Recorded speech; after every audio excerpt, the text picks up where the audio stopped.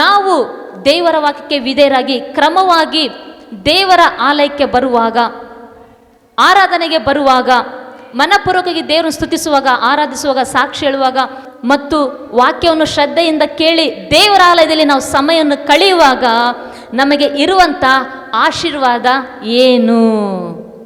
ಒಂದನೇ ಆಶೀರ್ವಾದ ನಾವು ನೋಡ್ಕೊಳ್ಳೋಣ. ಕೀರ್ತನೆ 16:11 ಈ ರೀತಿಯಾಗಿದೆ ವಾಕ್ಯ: ನೀನು ನನಗೆ ಜೀವ ಮಾರ್ಗವನ್ನು ತಿಳಿಯಪಡಿಸುವಿ, ನಿನ್ನ ಸಮ್ಮುಖದಲ್ಲಿ ಪರಿಪೂರ್ಣ ಸಂತೋಷವಿದೆ. ಈಗ ನೋಡ್ರಿ, ಅಂಗಡಿಗಳಲ್ಲೆಲ್ಲ 25%, 50% ಅಂತ ಡಿಸ್ಕೌಂಟ್ ಕೊಡ್ತಾ ಇರ್ತಾರೆ. ಆದರೆ ದೇವರ ಆಲಯದಲ್ಲಿ ಹಾಗಲ್ಲ. ದೇವರ ಆಲಯದಲ್ಲಿ ನಾವು ಜೀವಿಸುವಾಗ ದೇವರು ಅರ್ಧ ಅಲ್ಲ, ಪರಿಪೂರ್ಣವಾದಂಥ ದೇವರು ಸಂತೋಷ ನಮಗೆ ಕೊಡುವರಾಗಿದ್ದಾರೆ. ಪ್ರಿಯ ದೇವರ ಮಕ್ಕಳೇ, ಎಷ್ಟು ಜನರಿಗೆ ಸಂತೋಷವಾಗಿರ್ಬೇಕಂದ್ರೆ ಇಷ್ಟ? ಎಷ್ಟು ಜನರಿಗೆ ಸಂತೋಷವಾಗಿರ್ಬೇಕಂತ ಆಸೆ? ಯೇಸು ನಾಮದಲ್ಲಿ ಆ ಸಂತೋಷ ನಿಮ್ಮ ಹೃದಯದಲ್ಲಿ ಬರಲಿ, ಆ ಸಂತೋಷ ನಿಮ್ಮ ಕುಟುಂಬದಲ್ಲಿ ಬರಲಿ, ಆ ಸಂತೋಷ ನಿಮ್ಮ ಮನೆಗಳಲ್ಲಿ ಬರಲಿ. ಆಮೇನ್. ಆದರೆ ಸಂತೋಷವಾಗಿರ್ಬೇಕಂದ್ರೆ ಎಲ್ಲರಿಗೂ ಇಷ್ಟ, ಆದರೆ ಸಂತೋಷವಾಗಿರ್ಲಿಕ್ಕೆ ಆಗ್ತಾ ಇಲ್ಲ. ಯಾಕೆಂದರೆ ನಿಮಗಿರುವಂಥ ಈ ಲೋಕದಲ್ಲಿರುವಂಥ ಕಷ್ಟಗಳು, ಚಿಂತೆಗಳು, ಕುಟುಂಬದಲ್ಲಿ, ಜೀವನದಲ್ಲಿ, ಕೆಲಸ ಕಾರ್ಯಗಳಲ್ಲಿ, ವಿದ್ಯಾಭ್ಯಾಸದಲ್ಲಿ, ಜಾಬ್ ವಿಷಯದಲ್ಲಿ, ಎಜುಕೇಷನ್ ವಿಷಯದಲ್ಲಿ, ಆರೋಗ್ಯದ ವಿಷಯದಲ್ಲಿ ಇರುವಂಥ ಕಷ್ಟಗಳಿಂದ, ನಷ್ಟಗಳಿಂದ, ಅವಮಾನದಿಂದ, ಚಿಂತೆಗಳಿಂದ ಸಂತೋಷವಾಗಿರ್ಲಿಕ್ಕಾಗ್ತಾ ಇಲ್ಲ. ಕೆಲವರೆಲ್ಲ ಸಂತೋಷಕ್ಕಾಗಿ ಎಷ್ಟೆಲ್ಲ ಪ್ರಯತ್ನ ಮಾಡ್ತಾ ಇದ್ದಾರೆ. ಜನರು ಸಂತೋಷವಾಗಿರ್ಬೇಕಂತ ಏನೇನೆಲ್ಲ ಪ್ರಯತ್ನ ಮಾಡ್ತಾ ಇದ್ದಾರೆ, ಎಲ್ಲೆಲ್ಲಿಗೆಲ್ಲ ಹೋಗ್ತಾ ಇದ್ದಾರೆ. ಅವ್ರ ಹತ್ರ ಹೋಗ್ತಾರೆ, ಇವ್ರ ಹತ್ರ ಹೋಗ್ತಾರೆ, ಅವ್ರಿಗೆ ಫೋನ್ ಮಾಡ್ತಾರೆ, ಇವ್ರಿಗೆ ಫೋನ್ ಮಾಡ್ತಾರೆ, ಆ ಊರಿಗೆ ಹೋಗ್ತಾರೆ, ಈ ಊರಿಗೆ ಹೋಗ್ತಾರೆ. ಸಂತೋಷ ಬೇಕು, ಸಮಾಧಾನ ಬೇಕು, ಜೀವಕ್ಕೆ ನೆಮ್ಮದಿ ಬೇಕು ಅಂತೇಳಿ ಹಲ್ಲೆಲೂಯಾ ಏನೇನೆಲ್ಲ ಮಾಡ್ತಾರೆ. ಜೋಕ್ಸ್ ನೋಡ್ತಾರೆ, ಕಾಮಿಡಿ ನೋಡ್ತಾರೆ, ಏನು ಮಾಡಿದ್ರು ಕೂಡ ಅವರಿಗೆ ಸಂತೋಷ ಸಿಗ್ತಾ ಇಲ್ಲ. ಹಾಗಾಗಿ ದೇವರ ಆಲಯದಲ್ಲಿ ನಾವು ಇರುವಾಗ, ಕ್ರಮವಾಗಿ ದೇವರ ಆಲಯಕ್ಕೆ ನಾವು ಬರುವಾಗ, ನೀನು ಒಂದು ವೇಳೆ ಕಷ್ಟದಲ್ಲಿ ಇದ್ದರೂ, ಶೋಧನೆಯಲ್ಲಿದ್ದರೂ, ಹೋರಾಟದಲ್ಲಿದ್ದರೂ, ಅವಮಾನದಲ್ಲಿ ಇದ್ದರೂ ಕೂಡ ದೇವರು ಅವುಗಳ ಮಧ್ಯದಲ್ಲಿ ಕೂಡ ಸಂತೋಷವಾಗಿರೋದನ್ನು ದೇವರು ನಿನಗೆ ಕಲಿಸಿಕೊಡೋರಾಗಿದ್ದಾರೆ. ಒಬ್ಬ ವಯಸ್ಸಾದಂಥ ವ್ಯಕ್ತಿ ಹತ್ರ, ಒಬ್ಬ ಹಿರಿಯನ ಹತ್ರ ಒಬ್ಬ ವ್ಯಕ್ತಿ ಬಂದು ಕೇಳ್ತಾನಂತೆ. ಏನಂತ?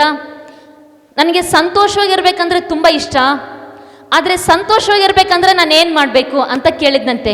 ಒಬ್ಬ ವ್ಯಕ್ತಿ ಬಂದು ಒಬ್ಬ ಅನುಭವ ಉಳ್ಳಂಥ ಒಬ್ಬ ಹಿರಿಯನ ಹತ್ತಿರ, ಆ ವ್ಯಕ್ತಿ ಹತ್ರ ಬಂದು ಕೇಳುವಾಗ, ನಾನು ಸಂತೋಷವಾಗಿರ್ಬೇಕಂದ್ರೆ ಏನು ಮಾಡಬೇಕಂತೇಳಿ ಆ ವ್ಯಕ್ತಿ ಹತ್ರ ಕೇಳುವಾಗ ಆ ವ್ಯಕ್ತಿ ಹೇಳಿದ್ರಂತೆ, ನೋಡಪ್ಪ, ನೀನು ಸಂತೋಷವಾಗಿರ್ಬೇಕು ಅಂತೇಳಿ ಅಂದರೆ, ಸ್ವಲ್ಪ ಹೊತ್ತು ಸಂತೋಷವಾಗಿರ್ಬೇಕಂದ್ರೆ ಮ್ಯೂಸಿಕ್ ಕೇಳು, ಜೋಕ್ಸ್ ನೋಡು, ಸ್ವಲ್ಪ ಹೊತ್ತು ಸಂತೋಷವಾಗಿರ್ತೀಯ.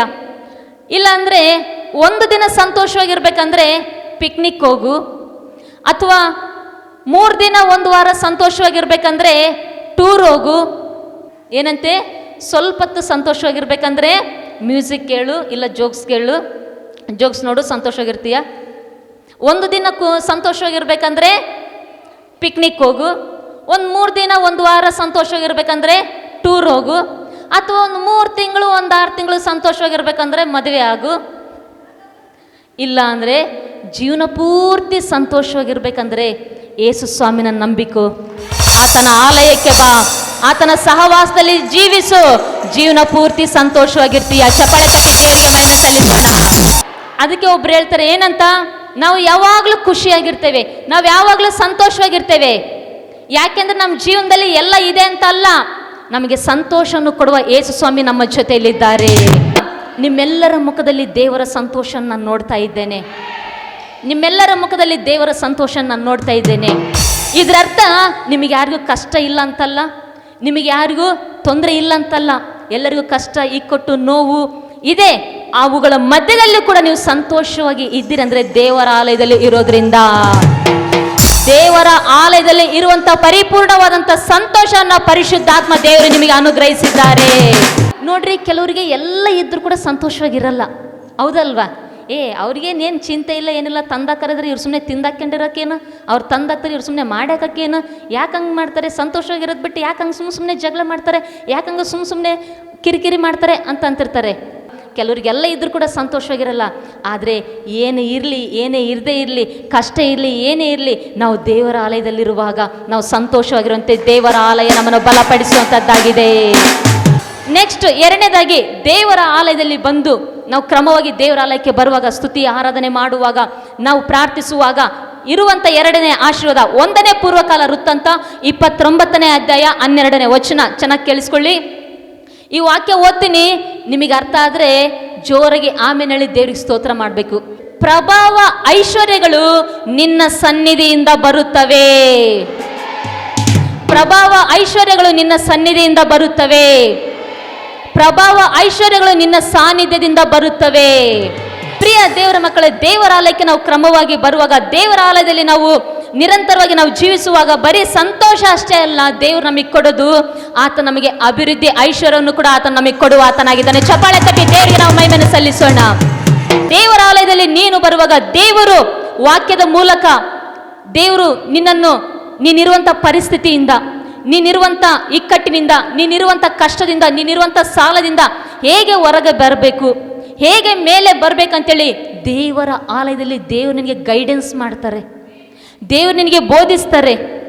ಆ ರೀತಿಯಾಗಿ ನೀನು ದೇವರ ಆಲಯಕ್ಕೆ ನೀನು ಬರುವಾಗ, ಯಾವಾಗೋ ತಿಳಿದಾಗ ಬಂದರೆ ತಿಂಗಳಿಗೊಂದ್ಸರಿ, 2 ತಿಂಗಳಿಗೊಂದ್ಸರಿ, 3 ತಿಂಗಳಿಗೊಂದ್ಸರಿ ಬಂದರೆ, ನೀನು 3 ತಿಂಗಳಿಗೊಂದ್ಸರಿ, 2 ತಿಂಗಳಿಗೊಂದ್ಸರಿ ತಿಳಿದಾಗ ಬಂದು, ನಿನಗೆ ಟೈಮ್ ಸಿಕ್ಕಾಗ ಮಾತ್ರ ಬಂದು, ನಾನು ಆಲಯಕ್ಕೆ ಬಂದಿನಿ, ಯಾಕೆ ನನಗೆ ಐಶ್ವರ್ಯ ಬಂದಿಲ್ಲ ಅಂದರೆ, ದೇವರಂತಾನೆ ವಾಕ್ಯ ಪ್ರಕಾರ ನೀನು ಅಟೆಂಡ್ ಮಾಡಿದರೆ ವಾಕ್ಯ ಪ್ರಕಾರ ರಿಸೀವ್ ಮಾಡ್ಕೊಳ್ತೀಯ.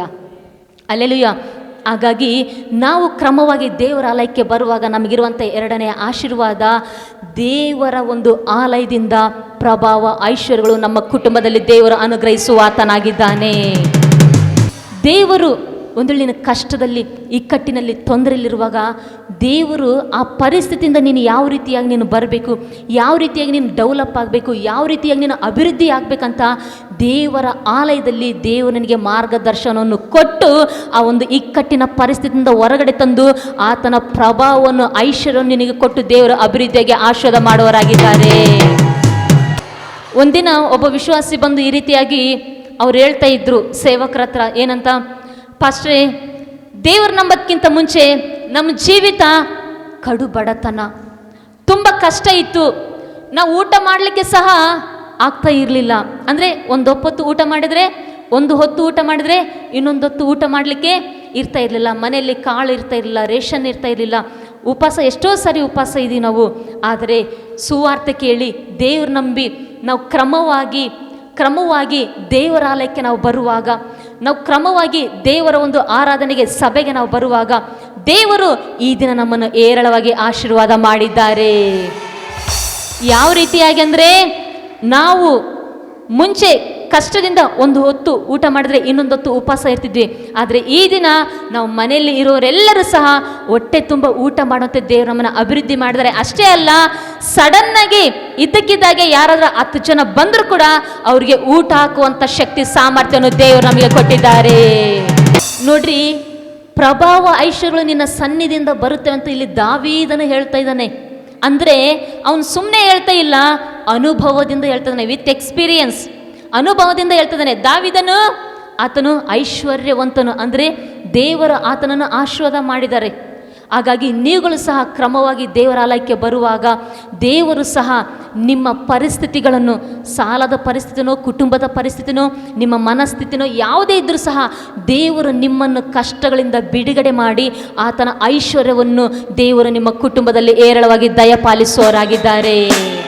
ನಾವು ಕ್ರಮವಾಗಿ ದೇವರ ಆರಾಧನೆಗೆ, ಆಲಯಕ್ಕೆ ಬರುವಾಗ, ಸಭೆಗೆ ಬರುವಾಗ ದೇವರು ನಮ್ಮನ್ನು ಆಶೀರ್ವದಿಸೋರಾಗಿದ್ದಾರೆ. ಒಂದು ಎಕ್ಸಾಂಪಲ್ ಹೇಳ್ತೀನಿ, ಚೆನ್ನಾಗಿ ಕೇಳಿಸ್ಕೊಳ್ಳಿ. ಕೆಲವರು ದೇವರ ಆಲಯಕ್ಕೆ ಬರೋದು ಬಿಟ್ಟೆ ಏನು ಮಾಡ್ತಾರೆ, ದುಡಿಮೆ ಮಾಡಲಿಕ್ಕೆ ಹೋಗ್ತಾ ಇರ್ತಾರೆ. ದೇವ್ರು ಏನು ಹೇಳಿದರು, 6 ದಿನಗಳು ನೀನು ಕೆಲಸ ಮಾಡು, 7ನೇ ದಿನದಲ್ಲಿ ದೇವರ ಸಭೆಗೆ ನೀನು ಬರಬೇಕು, ದೇವರ ಆಲಯಕ್ಕೆ ಬರಬೇಕಂತ. ಕೆಲವರಿಗೆ ಆ 7ನೇ ದಿನದಲ್ಲೂ ಸಹ ದುಡಿಬೇಕು ಅಂತ ಆಸೆ. ದುಡಿ ಏನದು, ದುಡಿಬೇಕು, ದುಡಿರಿ, ಡೆವಲಪ್ ಆಗ್ರಿ, ಒಳ್ಳೆಯದು. ಆದರೆ 6 ದಿನಗಳು ನೀನು ನಿನ್ನ ಕೆಲಸವನ್ನು ಮಾಡಬೇಕು. ಆ 7ನೆಯ ದಿನದಲ್ಲಿ ನೀನು ಸ್ವಕಾರ್ಯವನ್ನು ಮಾಡಬಾರ್ದು, ದೇವರ ಹತ್ರ ನೀನು ಬರಬೇಕು. ಕೆಲವರು ಭಾನುವಾರ ಚರ್ಚಿಗೆ ಬರೋದು ಬಿಟ್ಟೆ ದುಡಿಲಿಕ್ಕೆ ಹೋಗ್ತಾ ಇರ್ತಾರೆ, ಕೆಲಸ ಮಾಡ್ಲಿಕ್ಕೆ ಹೋಗ್ತಾ ಇರ್ತಾರೆ. ನಿಜವಾಗ್ಲೂ ಹೇಳ್ತೀನಿ, ಅಂತಾರೆ ಏನು ಸಹ ಕೂಡಿಡ್ಲಿಕ್ಕೆ ಆಗಲ್ಲ. ನಾವು ದೇವರ ಆಲಯದಲ್ಲಿ ಇದ್ರೇ ನಮಗೆ ಆಶೀರ್ವಾದ. ನಾನು ಆಗಲೇ ಹೇಳಿದೆ, ದೇವರ ಆಲಯ ನಮಗೆ ಒಂದು ಮರಕ್ಕೆ, ಒಂದು ಗಿಡಕ್ಕೆ ಬೇರೆ ಯಾವ ರೀತಿಯೂ ಅದಕ್ಕಿಂತ ಹೆಚ್ಚಾಗಿ ದೇವರಾಲಯ ನಮ್ಮನ್ನು ಆಶೀರ್ವದಿಸುವಂಥದ್ದಾಗಿದೆ. ಒಮ್ಮೆ ಒಂದು ಸರಿ ಒಂದು ಮೊಬೈಲಲ್ಲಿ ಒಂದು ಫೋಟೋ ನೋಡಿದೆ ನಾನು. ಏನಂತೇಳಿ ಅಂದರೆ, ಪೆಟ್ರೋಲ್ ಬಂಕ್ ಓನರ್ ದೇವ್ರು ನಂಬಿದ್ದಾರೆ. ಯಾರು ಯಾರು ಪೆಟ್ರೋಲ್ ಬಂಕ್ ಓನರ್. ಒಂದಿನಕ್ಕೆ ಎಷ್ಟೋ ವ್ಯಾಪಾರ ಆಗುತ್ತೆ ಅಲ್ವಾ? ಅದರಲ್ಲೂ ಭಾನುವಾರ ಅಂತೇಳಿ ಅಂದರೆ ಇನ್ನೂ ಹೆಚ್ಚು ವ್ಯಾಪಾರ ಆಗ್ಬೋದು. ಆದರೆ ದೇವ್ರಿಗೆ ಸ್ತೋತ್ರ, ಆತನು ಆ ದಿನ ಏನು ಮಾಡಿದ್ದಾರೆ, ಒಂದು ಬೋರ್ಡ್ ಹಾಕಿದ್ದಾರೆ ಆ ಪೆಟ್ರೋಲ್ ಬಂಕ್ ಮೇಲೆ. ಏನಂತ? Today is holiday. ಈ ದಿನ ರಜಾ ದಿನ. Sunday is for Jesus. ಅಂದರೆ ಈ ದಿನ ಯೇಸುವಿಗಾಗಿ. ಇವತ್ತು ನಾವು ಪೆಟ್ರೋಲ್ ಬಂಕ್ ಓಪನ್ ಮಾಡಲ್ಲ, ಇವತ್ತು ನಾವು ದುಡಿಮೆ ಮಾಡಲ್ಲ, ಇವತ್ತು ನಾವು ವ್ಯಾಪಾರ ಮಾಡಲ್ಲ. ಈ ದಿನ ಯೇಸುವಿನ ದಿನ. ಈ ದಿನ ದೇವರನ್ನು ಆರಾಧನೆ ಮಾಡುವಂಥ ದಿನ. ಅದು ನೋಡಿ ತುಂಬ ಆಶ್ಚರ್ಯ ಆಯ್ತು ನನಗೆ. ಅಂಥ ಒಂದು ಪೆಟ್ರೋಲ್ ಬಂಕ್ ಓನರೇ ಆತನು ಏನು ಮಾಡಿದಾನೆ, ಆತನು ಈ ದಿನ ರಜಾ, ಈ ದಿನವನ್ನು ನಾನು ದೇವರಿಗಾಗಿ ಕೊಡುತ್ತೇನೆ, ದೇವರಾಲಯಕ್ಕೆ ನಾನು ಹೋಗುತ್ತೇನೆ ಎಂಬುದಾಗಿ. ಹಾಗಾಗಿ ಪ್ರಿಯರೇ, ನೀವು ದುಡಿರಿ, ನೀವು ಕೆಲಸ ಮಾಡಿರಿ 6 ದಿನಗಳು. 7ನೇ ದಿನದಲ್ಲಿ ಕ್ರಮವಾಗಿ ದೇವರಾಲಯಕ್ಕೆ ಬನ್ನಿರಿ. ಆಮೇನ್. ಓಕೆ, ನೆಕ್ಸ್ಟ್ ನೋಡೋದಾದ್ರೆ 3ನೇದು 1ನೇ ಪೂರ್ವಕಾಲ ವೃತ್ತಾಂತ 16:27. ಆತನ ಸಾನ್ನಿಧ್ಯದಲ್ಲಿ ಮಾನ ಮಹಿಮೆಗಳು, ಆತನ ಪವಿತ್ರಾಲಯದಲ್ಲಿ ಬಲ ಸಂತೋಷಗಳು ಇರುತ್ತವೆ. ಆತನ ಆಲಯದಲ್ಲಿ ಏನಿದೆ? ಮಾನ ಮಹಿಮೆಗಳು. ಆತನ ಪವಿತ್ರಾಲಯದಲ್ಲಿ ಬಲ ಸಂತೋಷಗಳು ಇರುತ್ತವೆ, ಮಾನ ಮಹಿಮೆಗಳು. ಪ್ರಿಯ ದೇವರ ಮಕ್ಕಳೇ, ಎಲ್ಲರಿಗೂ ಸಹ ಆಸೆ ಏನಂತ? ಈ ಸಮಾಜದಲ್ಲಿ 4 ಜನರ ವ್ಯಕ್ತಿಗಳ ಮುಂದೆ, ಕುಟುಂಬದಲ್ಲಿ, ರಿಲೇಷನ್ಸಲ್ಲಿ, ಸ್ನೇಹಿತರ ಮುಂದೆ ಒಂದು ಮರ್ಯಾದೆಯಿಂದ ಜೀವಿಸಬೇಕು. ನಮಗೆ ಯಾರಾದರೂ ನೋಡಿದರೆ ಒಂದು ಗೌರವ ಕೊಡಬೇಕು, ಮಾನವನ್ನು ಕೊಡಬೇಕು, ಮರ್ಯಾದೆ ಕೊಡಬೇಕು ಅಂತ ಎಲ್ಲರಿಗೂ ಆಸೆ. ಆದರೆ ಕುಡ್ದು ರೋಡಲ್ಲಿ ಬಿದ್ದರೆ ಅವ್ರಿಗೆ ಯಾರಾದರೂ ಮರ್ಯಾದೆ ಕೊಡ್ತಾರ? ಅವ್ರಿಗೋಗಿ ನಮಸ್ಕಾರ ಸರ್ ಅಂತಾರ? ಈ ಕಡೆ ಬಾಯಲ್ಲಿ ಏನದು ಎಲ್ಲಡಿಕೆ ಹಾಕ್ಕೊಂಡು ನಸ್ಪಿಡಿ ಹಾಕ್ಕೊಂಡು ಕಂಡ್ಕೊಂಡವ್ರ ಮೇಲೆ ಹಾಗೆ ಜಗಳಕ್ಕೆ ಹೋದರೆ ಅವರಿಗೆ ನಮಸ್ಕಾರ ಮೇಡಮ್ ಅಂತಾರ? ಇಲ್ಲ. ಯಾಕೆಂದರೆ ಅದು ಮಾನ ಮರ್ಯಾದೆ ಕೊಡುವಂಥ ಜೀವಿತ ಅಲ್ಲ ಅದು. ಒಬ್ಬ ಭಕ್ತನ ಹೇಳ್ತಾನೆ ಏನಂತ? ಕಣ್ಣು ಇದ್ದರೂ ನಾನು ಕಾಣಲೇ ಇಲ್ಲ, ಕಿವಿ ಇದ್ದರೂ ನಾನು ಕೇಳಲೇ ಇಲ್ಲ, ಮನಸ್ಸು ಇದ್ದರೂ ನಾನು ಗ್ರಹಿಸಲೇ ಇಲ್ಲ. ಈ ಲೋಕದಲ್ಲಿ ನನ್ನ ಜೀವನ ವ್ಯರ್ಥವಾಯಿತು, ಈ ಲೋಕದಲ್ಲಿ ನಾನು ಬೆಲೆ ಇಲ್ಲದವನಾದೆನು, ಬೆಲೆ ಇಲ್ಲದವಳಾದೆನು. ಯಾಕೆಂದರೆ ಮಾಡಬಾರದ ಕಾರ್ಯವನ್ನು ಮಾಡಿದ್ದಕ್ಕೆ, ಹೋಗಬಾರದ ಜಾಗಕ್ಕೆ ಹೋಗಿದ್ದಕ್ಕೆ, ಆಡಬಾರದ ಮಾತನ್ನು ಮಾತಾಡಿದ್ದಕ್ಕೆ ನನ್ನ ಜೀವಿತ ಈ ಲೋಕದಲ್ಲಿ ವ್ಯರ್ಥವಾಯಿತು, ಬೆಲೆ ಇಲ್ಲದಂಥ ಜೀವಿತ ಆಯಿತು. ಅಂಥ ಪರಿಸ್ಥಿತಿಯಲ್ಲೂ ಸಹ ನೀನು ದೇವರನ್ನು ನಂಬಿಕೊಂಡು ಕ್ರಮವಾಗಿ ದೇವರ ಆಲಯಕ್ಕೆ ಬರುವಾಗ, ದೇವರ ಸಭೆಗೆ ಬರುವಾಗ, ದೇವರು ಆತನ ಆಲಯದಲ್ಲಿ ನಿನಗೆ ಒಂದು ಮಾರ್ಗದರ್ಶನವನ್ನು ಕೊಟ್ಟು ಆ ದುರಭ್ಯಾಸದಿಂದ, ದುಶ್ಚಟದಿಂದ, ಆ ಪಾಪದಿಂದ, ಆ ಎಲ್ಲ ಒಂದು ಕೆಟ್ಟ ಕಾರ್ಯಗಳಿಂದ ನೀನು ಬಿಡುಗಡೆ ಹೊಂದಿ ದೇವರು ವಾಕ್ಯದ ಮೂಲಕ, ಪರಿಶುದ್ಧಾತ್ಮನ ಮೂಲಕ ನಿನ್ನ ಒಂದು ಸ್ವಭಾವವನ್ನು ಬದಲಾಯಿಸಿ, ನಿನ್ನ ಒಂದು ಆಲೋಚನೆಯನ್ನು ಬದಲಾಯಿಸಿ, ನಿನ್ನ ಪರಿಸ್ಥಿತಿಯನ್ನು ಬದಲಾಯಿಸಿ, ನಿನ್ನ ಜೀವಿತವನ್ನು ಬದಲಾಯಿಸಿ ನಿನಗೆ ಮಾನ ಮಹಿಮೆ ಉಂಟಾಗುವಂತೆ ದೇವರ ಆಶೀರ್ವಾದ ಮಾಡುವವರಾಗಿದ್ದಾರೆ. ನೀನು ಚೆನ್ನಾಗಿ ದೇವರ ಆಲಯದಲ್ಲಿ ಬಂದು ದೇವರ ವಾಕ್ಯವನ್ನು ಕೈಗೊಂಡು ನೀನು ಒಬ್ಬ ಒಳ್ಳೆ ವ್ಯಕ್ತಿಯಾಗಿ, ನೀತಿವಂತನಾಗಿ, ಪರಿಶುದ್ಧನಾಗಿ ಜೀವಿಸಿದರೆ ನಮಸ್ಕಾರ ಸರ್ ಅಂತಾರೆ. ಆವಾಗ ಮಾನ ಮಹಿಮೆ ಉಂಟಾಗುವಂತೆ ದೇವರು ಕಾರ್ಯ ಮಾಡ್ತಾರೆ. ನೀನು ಚೆನ್ನಾಗಿ ಭಕ್ತಿಪೂರ್ವಕವಾಗಿ ಈಗೋ ನೀತಿವಂತಳಾಗಿ, ನಂಬಿಗಸ್ತಳಾಗಿ, ಪರಿಶುದ್ಧಳಾಗಿ ಈಗೋ ದೇವರಿಗೆ ಸಾಕ್ಷಿ ಮಗಳಾಗಿ ನೀನು ಜೀವಿಸುವಾಗ ಅವಾಗ ಬಂದು ನಮಸ್ಕಾರ ಮೇಡಮ್ ಅಂತಾರೆ. ಅಂದರೆ ನಿನಗೆ ಮಾನ ಮಹಿಮೆ ಉಂಟಾಗುವಂತೆ ದೇವರು ಕಾರ್ಯ ಮಾಡ್ತಾರೆ. ಅದರರ್ಥ ನೀನು ದೇವರ ಆಲಯದಲ್ಲಿರುವಾಗ ನೀನು ನಿನ್ನ ಒಂದು ಕೆಟ್ಟ ಸ್ವಭಾವ ಬಿಟ್ಟು ಒಳ್ಳೆ ಸ್ವಭಾವವನ್ನು ಕಲಿತುಕೊಳ್ಳುವಂತೆ ದೇವರ ಆಲಯದಲ್ಲಿ ದೇವರು ನಿನಗೆ ಬೋಧಿಸಿ ನಿನಗೆ ಮಾನ ಮರ್ಯಾದೆ, ಮಾನ ಮಹಿಮೆ ಉಂಟಾಗುವಂತೆ ದೇವರು ಅನುಗ್ರಹಿಸುವವರಾಗಿದ್ದಾರೆ. ಅದಕ್ಕೆ ಕೀರ್ತನೆಗಾರನು ಹೇಳ್ತಾನೆ, ನೀನು ನನ್ನ ಗೌರವಕ್ಕೆ ಆಧಾರನು ಏಸಪ್ಪ, ನೀನು ನನ್ನ ಗೌರವಕ್ಕೆ ಆಧಾರನು, ನನ್ನ ತಲೆ ಎತ್ತುವಂತೆ ಮಾಡುವವನು ನೀನೇ. 3ನೇದಾಗಿ ನಾವು ದೇವರಾಲಯದಲ್ಲಿರುವಾಗ, ದೇವರು ಆಲಯಕ್ಕೆ ನಾವು ಕ್ರಮವಾಗಿ ಬರುವಾಗ ನಮ್ಮ ಜೀವಿತಗಳನ್ನು, ಪರಿಸ್ಥಿತಿಗಳನ್ನು ದೇವರು ಬದಲಾಯಿಸಿ, ಸ್ವಭಾವಗಳನ್ನು ಬದಲಾಯಿಸಿ ನಮಗೆ ಕುಟುಂಬದಲ್ಲಿ, ಸಭೆಯಲ್ಲಿ, ಸಮಾಜದಲ್ಲಿ, ಸ್ನೇಹಿತರ ಮಧ್ಯದಲ್ಲಿ ನಮಗೆ ಮಾನ ಮಹಿಮೆ ಉಂಟಾಗುವಂತೆ, ನಾವು ದೇವರಿಗೆ ಪ್ರಯೋಜನಕರವಾಗಿರುವಂತೆ ದೇವರು ನಮ್ಮನ್ನು ಆಶೀರ್ವಾದ ಮಾಡೋರಾಗಿದ್ದಾರೆ. ಓಕೆ, ನಾಲ್ಕನೇದು ನಾವು ನೋಡೋದಾದ್ರೆ ದೇವರ ಆಲಯದಲ್ಲಿ ನಾವು ಇರೋದ್ರಿಂದ ನಾಲ್ಕನೇ ಆಶೀರ್ವಾದ ಏನಂದ್ರೆ ಕೀರ್ತನೆ 92:13, ಯೆಹೋವನ ಆಲಯದಲ್ಲಿ ಸಸಿಗಳಂತೆ ನೆಡಲ್ಪಟ್ಟವರು ನಮ್ಮ ದೇವರ ಅಂಗಳದಲ್ಲಿ ಚೆನ್ನಾಗಿ ಬೆಳೆಯುವರು. ಪ್ರಿಯ ದೇವರ ಮಕ್ಕಳೇ, ದೇವರನ್ನು ನಂಬಿದಂಥ ಒಬ್ಬ ವ್ಯಕ್ತಿ, ಯೇಸು ಕ್ರಿಸ್ತನನ್ನು ಅಂಗೀಕರಿಸಿದಂಥ ಒಬ್ಬ ವ್ಯಕ್ತಿ, ಆತನು ದೇವ್ರ ಬಗ್ಗೆ ಚೆನ್ನಾಗಿ ತಿಳ್ಕೊಬೇಕಂದ್ರೆ, ಕ್ರಿಸ್ತನಿಗಾಗಿ ಈ ಲೋಕದಲ್ಲಿ ದೃಢವಾಗಿ ಸ್ಥಿರವಾಗಿ ನಿಲ್ಲಬೇಕು ಅಂತೇಳಿದ್ರೆ, ದೇವರಿಗಾಗಿ ಪರಿಶುದ್ಧವಾಗಿ ಜೀವಿಸ್ಬೇಕಂದ್ರೆ, ದೇವರಿಗಾಗಿ ಯಥಾರ್ಥವಾಗಿ ಜೀವಿಸ್ಬೇಕಂದ್ರೆ, ದೇವರಿಗೆ ಆತನು ಸಾಕ್ಷಿಯಾಗಿ ಜೀವಿಸ್ಬೇಕಂದ್ರೆ ಆತನು ದೇವ್ರ ಬಗ್ಗೆ ತಿಳ್ಕೊಬೇಕು. ಅಂದ್ರೆ ಆತನು ದೇವರಲ್ಲಿ ಬೆಳಿಬೇಕು. ದೇವರಿಗೆ ಸ್ತೋತ್ರ. ದೇವರ ಆಲಯದಲ್ಲಿ ಆತನು ಬರುವಾಗ ಸಸಿಯಂತೆ ಆತನು ನೆಡಲ್ಪಟ್ಟು ದೇವರ ಆಲಯದಲ್ಲಿ ಆತನು ಸಮೃದ್ಧಿಯಾಗಿ ಬೆಳೆಯುವ ಆತನಾಗಿದ್ದಾನೆ. ಒಂದು ಗಿಡ, ಒಂದು ಮರ ನೀರಿನ ಕಾಲುವೆಗಳ ಬಳಿಯಲ್ಲಿ ಬೆಳೆಯುವಾಗ ಅದು ಯಾವ ರೀತಿಯಾಗಿ ಹಚ್ಚ ಹಸುರಾಗಿ ಸಮೃದ್ಧಿಯಾಗಿ ಬೆಳೆಯಿತೋ, ಅದೇ ರೀತಿಯಾಗಿ ನೀನು ಸಹ ದೇವರ ಆಲಯಕ್ಕೆ ಕ್ರಮವಾಗಿ ಬರುವಾಗ, ಆರಾಧನೆಗೆ ಕ್ರಮವಾಗಿ ಬರುವಾಗ, ಸಭೆಗೆ ನೀನು ಕ್ರಮವಾಗಿ ಮಿಸ್ ಮಾಡದೆ ನೀನು ಬರುವಾಗ ನೀನು ಸಹ ಆತ್ಮೀಯ ವಿಷಯದಲ್ಲಿ ಚೆನ್ನಾಗಿ ಬೆಳೆಯೋರಾಗಿದ್ದೀರಿ. ಎಷ್ಟು ಜನ ಹೇಳ್ತೀರಿ, ನಾನು ಆತ್ಮೀಯತೆಯಲ್ಲಿ ನಾನು ಚೆನ್ನಾಗಿ ಬೆಳಿಬೇಕು? ಈಗ ಆಮೇಲೆ ಹೇಳ್ಬೇಕೆಲ್ಲರು, ನೀವು ದೇವರ ಆಲಯಕ್ಕೆ ಕ್ರಮವಾಗಿ ಬರುವಾಗ ಇಲ್ಲಿ ವಾಕ್ಯದಲ್ಲಿ ನೋಡ್ತೇವೆ ನೋಡ್ರಿ, ಎಷ್ಟು ಒಳ್ಳೆ ವಾಕ್ಯ. ಸಸಿಗಳಂತೆ ನೆಡಲ್ಪಟ್ಟು ನಮ್ಮ ದೇವರ ಅಂಗಳದಲ್ಲಿ ಚೆನ್ನಾಗಿ ಬೆಳಿತಾರಂತೆ. ಫುಲ್ ಗ್ರೀನ್, ಹಚ್ಚ ಹಸಿರಾಗಿ. ಪಾರ್ಕಲ್ಲಿ ಹೆಂಗಿರುತ್ತೆ? ಪಾರ್ಕಲ್ಲಿ ಹಚ್ಚ ಹಸಿರಾಗಿರುತ್ತಲ್ವಾ? ಅದಕ್ಕಿಂತಲೂ ಚೆನ್ನಾಗಿ ಬೆಳಿತೀರಿ ದೇವರ ಆಲಯದಲ್ಲಿದ್ದರೆ. ಓಕೆ, ಈಗ ಆಮೇಲೆ ಹೇಳಬೇಕು, ನೀವು ದೇವರ ಆಲಯಕ್ಕೆ ಬರುವಾಗ ನೀವು ದೇವರ ಆಲಯದಲ್ಲಿ ಸಸಿಗಳಂತೆ ನೆಡಲ್ಪಟ್ಟು ಸ್ತುತಿ ಮಾಡುವಂಥ ವಿಷಯದಲ್ಲಿ ನೀನು ಚೆನ್ನಾಗಿ ಬೆಳೀತೀಯಾ? ದೇವರನ್ನು ಆರಾಧನೆ ಮಾಡುವಂಥ ವಿಷಯದಲ್ಲಿ ನೀನು ಚೆನ್ನಾಗಿ ಬೆಳಿತೀಯಾ? ಪ್ರಾರ್ಥನೆ ಮಾಡುವಂಥ ವಿಷಯದಲ್ಲಿ ನೀನು ಚೆನ್ನಾಗಿ ಬೆಳಿತೀಯಾ? ಸುವಾರ್ತೆ ಸಾರುವಂಥ ವಿಷಯದಲ್ಲಿ ನೀನು ಚೆನ್ನಾಗಿ ಬೆಳಿತೀಯಾ? ಎಲ್ಲಕ್ಕಿಂತ ಹೆಚ್ಚಾಗಿ ದೇವರ ವಾಕ್ಯದಲ್ಲಿ ಸಮೃದ್ಧಿಯಾಗಿ ನೀನು ಬೆಳೆಯುವಂತರಾಗಿದ್ದೀರಿ. ದೇವರ ವಾಕ್ಯದಲ್ಲಿ ನೀನು ಬೆಳೆಯುವಾಗ ಕ್ರಿಸ್ತನಿಗಾಗಿ ರೋಷವಾಗಿ ದೃಢವಾಗಿ ನಿಲ್ಲಕ್ಕೆ ಸಾಧ್ಯ. ಆಮೇನ್. ಒಂದನೇದಾಗಿ ನಾವು ನೋಡೋದಾದ್ರೆ ದೇವರ ಆಲಯದಲ್ಲಿ ಸಂತೋಷ ಇದೆ. ಎರಡನೇದಾಗಿ ದೇವರು ಆತನ ಸನ್ನಿಧಾನದಲ್ಲಿ ನಾವು ಬರುವಾಗ ಕ್ರಮವಾಗಿ ಆತನ ಪ್ರಭಾವ ಐಶ್ವರ್ಯ ನಮಗೆ ಅನುಗ್ರಹಿಸ್ತಾರೆ. ಮೂರನೇದಾಗಿ ದೇವರು ಮಾನ ಮಹಿಮೆಯನ್ನು ಅನುಗ್ರಹಿಸ್ತಾರೆ. ರೆಸ್ಪೆಕ್ಟ್, ಒಂದು ಗೌರವ. ನಿನ್ನ ಸುತ್ತಮುತ್ತ ಆದರೂ, ಕುಟುಂಬದಲ್ಲಾದರೂ, ರಿಲೇಷನ್ಸಲ್ಲಾದರೂ, ಸಮಾಜದಲ್ಲಾದರೂ ಕೂಡ. ನಾಲ್ಕನೇದಾಗಿ ನಾವು ನೋಡೋದಾದರೆ ದೇವರ ಆತ್ಮೀಯತೆಯಲ್ಲಿ, ದೇವರ ವಾಕ್ಯದಲ್ಲಿ, ಆತ್ಮೀಯ ವಿಷಯಗಳಲ್ಲಿ ಸಮೃದ್ಧಿಯಾಗಿ ಬೆಳೆಯೋರಾಗಿದ್ದೇವೆ. ಲಾಸ್ಟ್ ಇನ್ನೊಂದು ಹೇಳ್ತೀನಿ ಕೇಳ್ರಿ. ಯೇಸು ಸ್ವಾಮಿ ಸಭಾಮಂದಿರದಲ್ಲಿ ಹೋಗಿ ಉಪದೇಶ ಮಾಡುವಾಗ ನೀವೆಲ್ಲರೂ ಯಾವ ರೀತಿಯಾಗಿ ಕೂತ್ಕೊಂಡು ವಾಕ್ಯ ಕೇಳ್ತಾ ಇದ್ರೋ, ಒಬ್ಬ ಸ್ತ್ರೀ ಸಹ ಕೂತ್ಕೊಂಡು ವಾಕ್ಯ ಕೇಳ್ತಾ ಇದ್ಲು. ಆದರೆ ಆಕೆಗೆ ಹುಷಾರಿರಲಿಲ್ಲ. ನಡು ಬಗ್ಗಿದ ಸ್ತ್ರೀ ಆಕೆಗೆ ನಡು ಬಗ್ಗಿ ಹೋಗಿತ್ತು.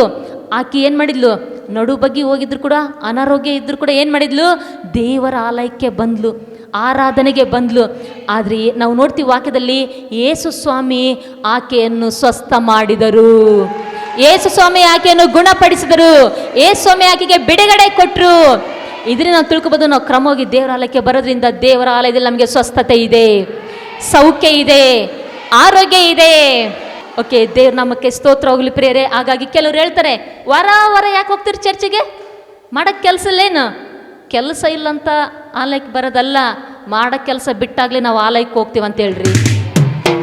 ಏನು ಅಂತಾರಲ್ವ ಜನರು, ವಾರ ಹೋಗ್ಬೇಕಾ ಅಂತೇಳಿ.